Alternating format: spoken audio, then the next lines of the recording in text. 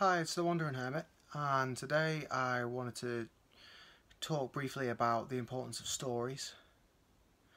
Now, when we think of stories, we think of novels, we think of films, we think of, books that we may read to children at bedtime, other such things. But when I think of stories, I think of the stories that were told to me, dictated to me, when I was younger. Now, excusez-moi s'il vous plaît. It's one of those things where you look at the culture that we have today, and we have so many different mediums by which we tell a story. We have the film where you are taken on a visual journey with the characters and you experience everything that they experience. And yeah, it's immersive and some of them are addictive, but I don't feel as though they really capture the essence of the story most of the time. Some films really do. But it's only accessible to certain people. That's the only downside with it. You need to go to a cinema to watch a film, or you need to purchase the Blu-ray to watch a film, or you need to have access to the internet to watch a film. It has to be sought after for that story to be acquired, rather than the story simply being readily available to anyone who wants to hear it by someone who already knows the story. So the same thing can be applied to music as well. Now, music is even less effective nowadays at conveying stories to what it used to be like. You'll find that music originally was used as a tool to put the listeners into a trance-like state so that they could easily take in the story that was being told to them at the time. The story would be told as an accompaniment or the leading vocal over the music. And the music would be typically repetitive, steady paced, and quite simple, really. But as I say, with the sole aim of inducing a particular state of consciousness. Now, as society's changed, I wouldn't say evolved, but as our society has changed, our perception of what constitutes music and what constitutes storytelling has changed with it, because people grow easily bored of the current the current mediums that are available to them at the time, and they seek ever new ways of expressing ideas and expressing experiences. And this is where the essence of storytelling gets lost, because people are focusing too much on aesthetics and not on the core value, which is the story. So let me just tell you about stories in general, like the old fairy tales, for example.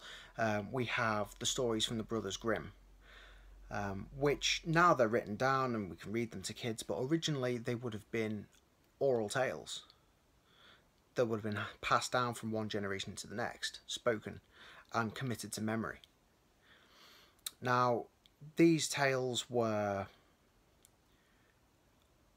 or are still, perversions of far older tales, which the Grimm Brothers picked up and then twisted. They added Christian elements, they turned them into moral stories. A lot of the time they exaggerated a lot of the worst things that happen to the characters as a means of pushing the idea of adhering to a code of strict morals. And again, through that, the essence of the story was lost. You take Hansel and Gretel as a prime example. Two kids lost in the woods. That's not their fault. Their dad either got lost himself or abandoned them in some of the tellings. Now, that would typically only happen in a traditional society if the parent was unable to take care of the kids, and it was, risking the downfall of the entire family trying to keep them all alive. So he would just abandon the kids to their fate. If they survived, then hey, that's great. But I think that is a misinterpretation of what the original Hansel and Gretel story would have been. In the original, if the father really did abandon them, it's likely that it would be as a rite of passage for the children. They would be taught certain ways of surviving in the wilderness on their own from an early age. They get to a certain age, and then they are taken into the woods and left to their own devices. And they would be forced to survive on whatever knowledge or whatever wits they have about them. The trail of breadcrumbs would be one of those methods. It wouldn't necessarily be breadcrumbs, it would likely be nuts or something like that. But, the details are unimportant. The essence of the story is that these children were being initiated into adulthood. Now, they stumble across this witch's house of gingerbread. Again, it's a warning against false promises, a warning against delusions. If something looks too good to be true, it probably is. And they just wander right up to the house and go straight in because they think, oh yeah, it's made of sweets, it's got to be good. Now, again, in the original story, there would have been no such thing as gingerbread. They would have had no such thing as, sweets and candy canes and chocolate and all that. All those details. But a house in the middle of the woods is shelter. It's refuge from predators. It's refuge from, the harshness of nature, from exposure to the elements, etc. So these kids are like, seek shelter. The warning in the tale can be found actually in the Havamal as well, where it states that when entering into a stranger's house, you should always check both sides of the door when you enter, because you never know who could be waiting for you. And that's exactly what these kids don't do. And the Striga, or the witch, is waiting for them to, trick them and devour them, etc., etc. So, even though they are moral tales, or they were twisted into moral tales, they would have started out as cautionary tales, but with an essence of the initiatory rite in them. Now, the fact is, in the old societies, particularly the Norse and the Gaelic cultures, travelling storytellers would have been the wise men of that society, of those communities, travelling from one place to the next, imparting knowledge to people through stories that they could easily remember. And they would probably use the likes of a drum to keep a beat, and they would speak in rhymes, and they would speak rhythmically, like poetry. This is where lyrical poetry would derive from, as an aid to memory, because rhyme schemes help us remember things, as does rhythm. The Freemasons use this quite a lot. A lot of what you find in Freemasonry, the verses in the books are supposed to be almost chanted or spoken as poetry. And if read in such a way, they can be perceived as such. And as I say, that derives directly from these old travelling storytellers, the bards in particular. If a person showed up in your community and he was a travelling storyteller, majority of people would introduce him into their home. They would invite him into their home and they'd have him sup with them, because it was guaranteed that if you make them comfortable and put them in the right setting, then they would impart some kind of knowledge to you, something that you didn't know before, or they'd tell you a story that you had heard before, but you may have a new take on that story. After several years, through life experience, you may want to hear the story again. It may be a slightly different rendering of the same story. to give you a different perspective on it. And that's the beauty of traditional storytelling. Now, there's an account in Old Welsh legend that tells of a travelling storyteller who is introduced to the court of the king at the time. And the king is a particularly ruthless king. He's very distrusting of people. But this bard, he tells his stories through song to the king, but he includes little nuggets of initiatory truth that only the king would recognise. Everyone else in court doesn't understand the significance of the symbols that he's using in his story, but the king does. And he tells it in such a way that the king remembers the story that he was told when he was younger, when he was initiated into manhood. And he remembers it because of the rhyme schemes and the words that are used and the way they're punctuated. And it buys the storyteller into the king's favour, and then he becomes the king's most trusted advisor. And he then advises him militarily and politically so that he's able to expand his kingdom, etc., etc. So it just goes to show how powerful stories can be. And that's something that we, as a society, particularly in the West, have lost. Now, one thing that would really help our society, particularly our children, is to get back into storytelling. Even if we're reading stories, it would help us to try to read them rhythmically. If there is a way that you can read the story and speak it in iambic pentameter, for example, that really helps. Or if there is a way that you can sing the story, or even if you use the voices of the characters and you emphasize certain words and you emphasize certain syllables in a way that will really grab the child's attention, they will remember that story. So that later on in life, if they hear that story again, they can say, oh yes, I was told that when I was young. Doesn't this happen? And it's a way that people can connect to each other because everyone would have common ground. Secondly, if you train a child's memory early by telling them stories in a way that they can remember, then it becomes easier for them to remember other important things later on in life as well. So that's always a useful tool. Storytelling can be very good in that sense as well.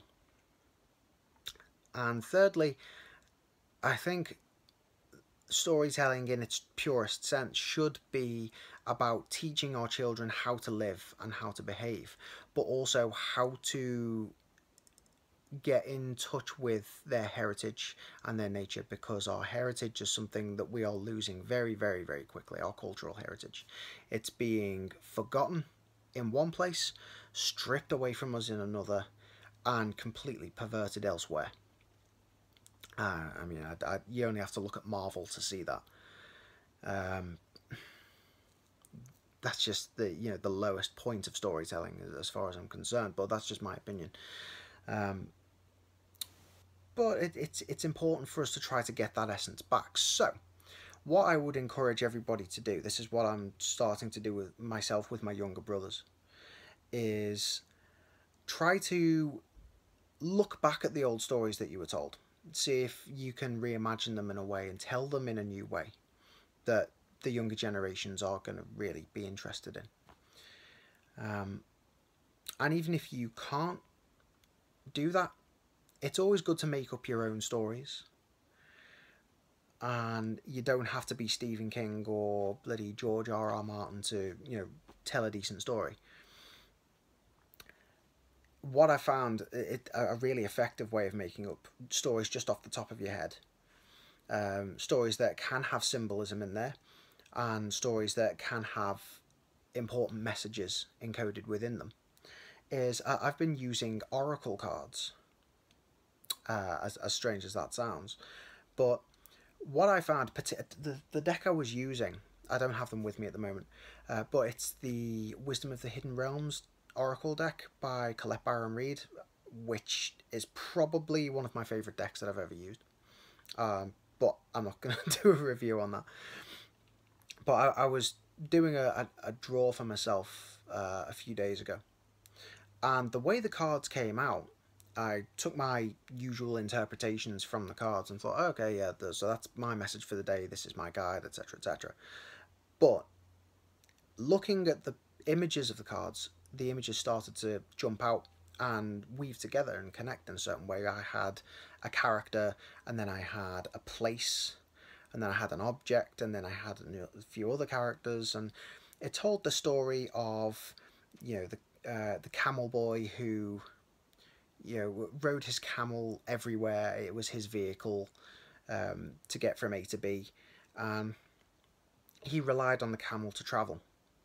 But as he grew, the little camel just couldn't hold his weight, and eventually he wasn't able to ride the camel anymore.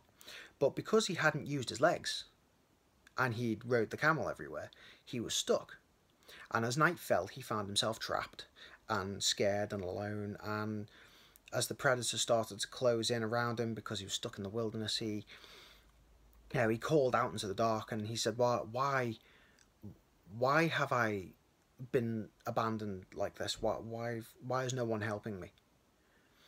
And a figure comes out of the darkness, a woman shrouded in a black cloak, carrying a lantern. Face is half young, half old.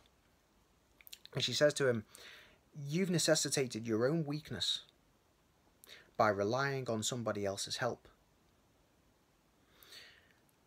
What you have to do is be the camel. You have to learn to rely on your own legs." And she gives the boy the strength to try to start crawling. And as he crawls, his legs gain strength as he pushes himself along. And then he comes upon a tree, a resting tree. And he uses the tree to pull himself up. And he staggers upright. And as he pulls himself up, a branch breaks off. So he uses the branch as a crutch. And then as he goes with the crutch, he finds his legs are a little bit stronger. And it gets to the point where he feels he doesn't need the crutch, so he drops the stick, and he's able to walk on his own 2 feet. And as he's walking across the desert, naturally he's able to follow the lantern of the shrouded woman. And she leads him to an area of water. And there's a horse drinking. And she gives him the choice. You can either continue walking, or you can get on the horse. Now, the horse is big enough to carry your weight. Whereas the little camel, the little tiny camel wasn't. But she says, remember, if ever that horse falls, you fall with it. And he bows to the horse, and the horse bows back, but he decides, no, I'm going to walk. And he continues to follow the shrouded woman and her lantern, walking across the wilderness, until eventually she leads him to the Hawk Prince. And the Hawk Prince says, you've come far, and you've stumbled. But when you've stumbled, you've got back up, and you've used the resources available to you. And even when you're presented with an easier way, you chose to do it yourself. And that is the ultimate test. As a reward, the Hawk Prince teaches the boy that he doesn't even have to walk anywhere. If he goes within, he can learn to fly. And with that lesson, the boy matures into the man. So that's what I got from just these 6 or 7 cards laid out before me. And in that, I think, well, yeah, there's the moral lesson of don't rely on others. Yeah, don't expect the world to do you a favour.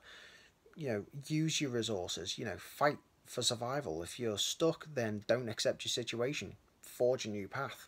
You know, even if you have to crawl across the desert, you bloody well do it. You don't surrender to thirst and everything. So then, of course, you know, the breaking of the branch. Sometimes nature does provide. All you have to do is trust in it.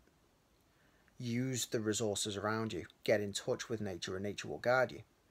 And also, the shrouded woman I see as the, you know, the dark goddess which everybody has within them. It's the dark mother. Now, our human mothers typically nurture us, and if we fall over, then they'll pick us up and they'll fuss over us and they'll clean our wounds and everything else. But the dark mother teaches us to be responsible. The dark mother teaches us to be our own adult, to pick ourselves up off the ground and just rub some dirt on the bleeding, and to carry on. And the Hawk Prince I see as representing the spirit guide, the higher self, and with the realization of the boy's own physical strength, he comes to understand his own spiritual strength as well. And that's when he meets his guide, and his guide teaches him how to ascend and be as a god. But that's just my interpretation. But I'm working on that story now, how to fine tune it, you know, tweak it. And that will be a story that I keep with me and pass on to others because it's taught me something. So if you get a chance to try this, just do an oracle draw for yourself and see if the cards do tell you a story. If they do, then you know that's something to take on board. But it may be a useful practice, and it's something that all of us in our society really need to try to do, is to get back in touch with the old storytelling, with the old culture of storytelling, and to try to perfect that method of imparting wisdom and warnings and messages to the future generations in a way that they will remember. So that's me done for now. I'm going on a wander tomorrow morning, and I'll be taking a few little videos and a few little pictures whilst I'm out and about. So I'll slap them together, and you'll probably see another little video from me very shortly. So until then, have a good day or night wherever you are in the world, and may your gods go with you.